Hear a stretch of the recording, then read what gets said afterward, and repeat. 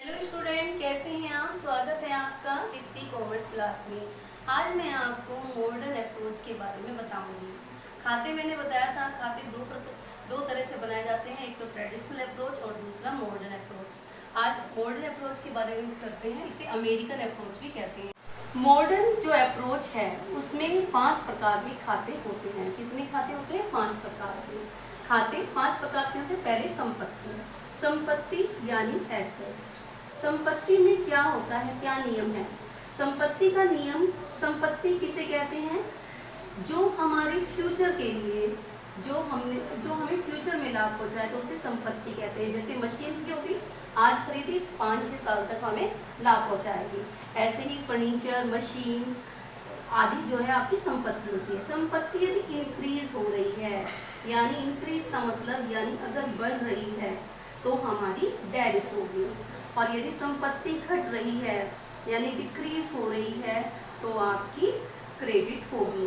यानी हमने मशीन खरीदी तो हमारी बढ़ गई तो हमने डेबिट कर दी, और मशीनरी जो है अगर हम बेच देते हैं तो डिक्रीज हो गई तो हमारी घट गई। अगला है दायित्व। दायित्व किसे कहते हैं? दायित्व जो पैसे हमें दूसरों के देने हैं उसे हम दायित्व कहेंगे, जो हम दूसरों के दे रहे हैं। इसमें यदि दायित्व डिक्रीज हो रहा है यानी घट रहा है तो हमारा डेबिट होगा, और यदि दायित्व बढ़ रहा है, इंक्रीज हो रहा है तो हमारा क्रेडिट होगा। यदि हम किसी को पैसे दे देते हैं तो हमारा दायित्व घट जाता है तो डेबिट होगा। यदि हम किसी से पैसे लेंगे, लोन लेंगे तो हमारा बढ़ जाएगा दायित्व, तो हमारा क्रेडिट होगा। अगला है पूंजी, यानी जिसे कहते हैं कैपिटल। पूंजी में आपका, यदि आपकी पूंजी घट रही है यानी डिक्रीज हो रही है तो डेबिट होगा, और यदि पूंजी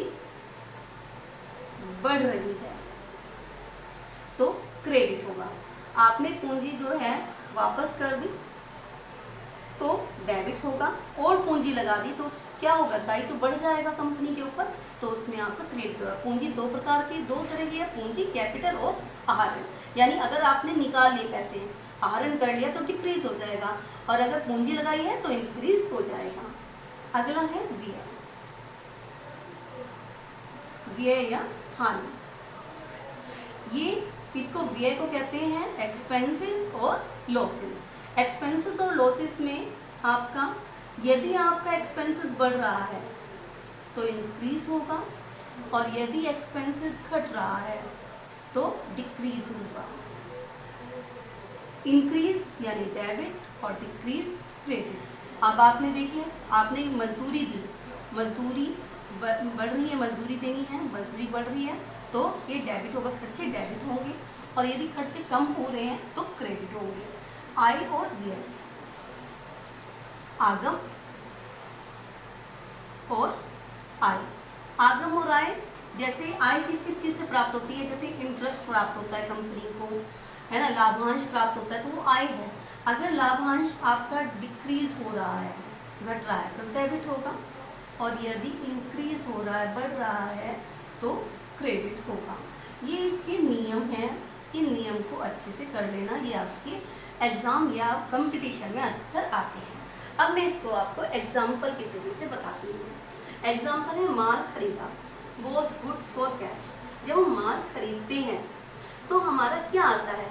माल आया, परचेज को हम स्टॉक, मैंने बताया था कि स्टॉक को इस वक्त मैं स्टॉक ही मानती हूँ। स्टॉक आया और कैश गया। स्टॉक क्या है? आपकी संपत्ति, एसेट, और कैश भी एसेट है। स्टॉक एसेट है और कैश भी एसेट है। आपकी एक संपत्ति बढ़ रही है यानी स्टॉक बढ़ रहा है और कैश घट रहा है, तो आपकी purchase account debit to cash entry हो गई। दूसरी एंट्री है राम से उधार माल खरीदा। जब हम राम से उधार माल खरीदते हैं तो हमारा क्या होगा?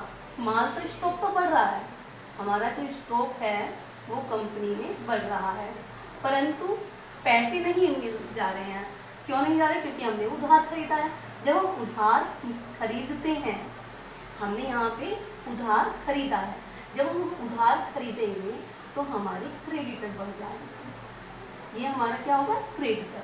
जब क्रेडिटर बढ़ा तो क्रेडिटर होता है दायित्व, लायबिलिटी। लायबिलिटी हमारी क्या हो रही है, बढ़ रही है। लायबिलिटी जो है वो बढ़ रही है और स्टॉक यानी एसेट जो है वो घट रही है।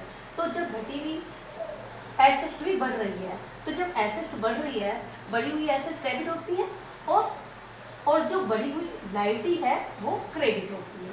इसका नियम ये रहता। अगला है आपका नगद माल बेचा।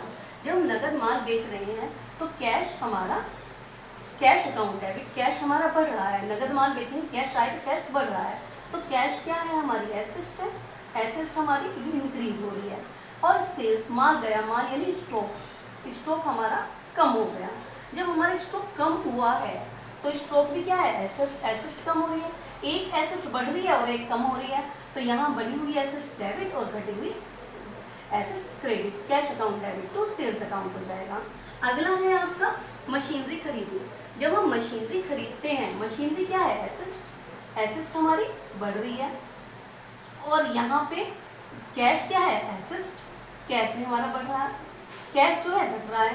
तो जब हमारा मशीनरी तो बढ़ रही है और कैश क्या हो रहा है, घट रहा है, तो मशीनरी जो है वो डेबिट होगी और कैश क्रेडिट होगा। Machinery account debit to cash. Next, Ramesh को माल बेचा। जब हम रमेश को माल बेचेंगे, जब भी नाम आता है तो समझ लो उधार है। तो माल बेचेंगे तो माल तो हमारा गया, लेकिन पैसे नहीं आए। पैसे क्या है, रमेश क्या है, डेब्टर। डेब्टर्स क्या होती है, एसेट। जब हम उधार माल बेचते हैं तो हमारे डेब्टर बढ़ जाते हैं। एसेट क्या हो रही है, बढ़ रही है, इंक्रीज हो रही है। स्टॉक क्या है, स्टॉक भी आपका क्या है, एसेट आपकी क्या हो रही है, घट रही है। तो यहाँ पे एक एसेट बढ़ रही है, एक घट रही है, तो वही नियम बैठ गया, डेबिट और क्रेडिट। अगला है किराया दिया। जब हम किराया देंगे, जब किराया देते हैं तो किराया हमारा खर्चा होता है, एक्सपेंसेस होता है। किराया खर्च तो है जो हमें आज दिया कल को फिर करना पड़ेगा, किराया एक्सपेंसेस है। एक्सपेंसेस बढ़ रहा है हमारा, जब बढ़ा हुआ है तो हम क्या करेंगे, इसको डेबिट कर देंगे। जो एक्सपेंसेस होते हैं उसे प्लस करते हैं। और यहाँ कैश क्या है, हमारी एसेट हमारी क्या हो रही है, घट रही है, तो उसे हमने क्रेडिट कर दिया। तो rent account debit to cash account. ऐसे ही हमारा अगला है विक्रय के लिए फर्नीचर खरीदा। अगर ये हम केवल फर्नीचर खरीदा होता तो हम करते furniture account debit to cash, लेकिन यहाँ विक्रय के लिए फर्नीचर है। तो ध्यान रखिएगा, जब भी विक्रय के लिए हो, यानी कि इसके फर्म में ये माल है, विक्रय के लिए है, बेचने के लिए है, तो इसका माल है, यानी कि ये स्टॉक है, तो स्टॉक आपका बढ़ रहा है, एसेट है, कर देंगे कम हो रहा है, तो purchase account debit to cash हो जाएगा। तो आप इसी तरह सब चीज़ें आप आसानी से कर सकते हैं। ये आपका मॉडल अप्रोच की तरह का फॉर्मूला था।